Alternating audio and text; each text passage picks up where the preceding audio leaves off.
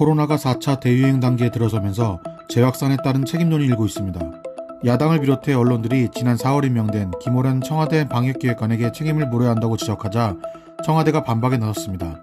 박수현 청와대 국민소통수석은 14일 CBS 라디오 김현정의 뉴스쇼에 출연해 김호란 기획관 임명 이후 현장 전문가들의 의견이 반영되지 않고 있다는 지적은 사실이 아니다라고 말했습니다.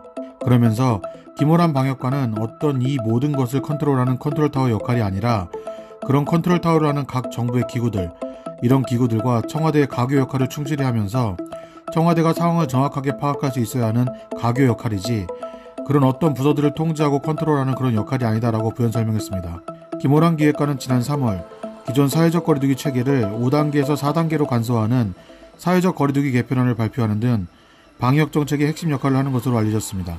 김기현 국민의힘 원내대표도 지난 12일 최고위원회의에서 김호란 기획관을 비판했습니다. 김기현 원내대표는 백신 구입을 서두를 필요가 없다거나 방역이 세계 1등이라거나 화이자 모더나는 비싸다고 하는 등 전문가는 물론 일반 국민의 눈높이에도 맞지 않는 발언을 일삼던 인물이라며 이런 사람이 실무자로 있는 이상 선택적 정치 방역에만 치중하느라 과학적 방역 실패는 거듭될 것이라고 지적했습니다. 같은 날 안철수 국민의당 대표도 최고위원회의에서 중대본도 있고 질병관리청도 있는데 청와대의 방역기획관이 왜 필요한가?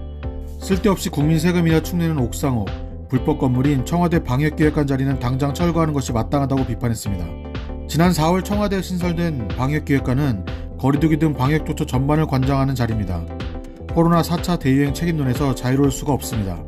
한편 옥스퍼드대 통계 사이트 아워월드인 데이터에 따르면 우리나라는 지난 12일 기준으로 코로나19 1차 접종률 30.5%로 일본의 추격을 허용했습니다.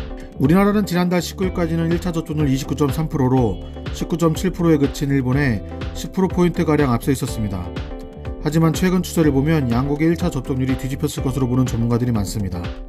일요서울TV 오도환입니다.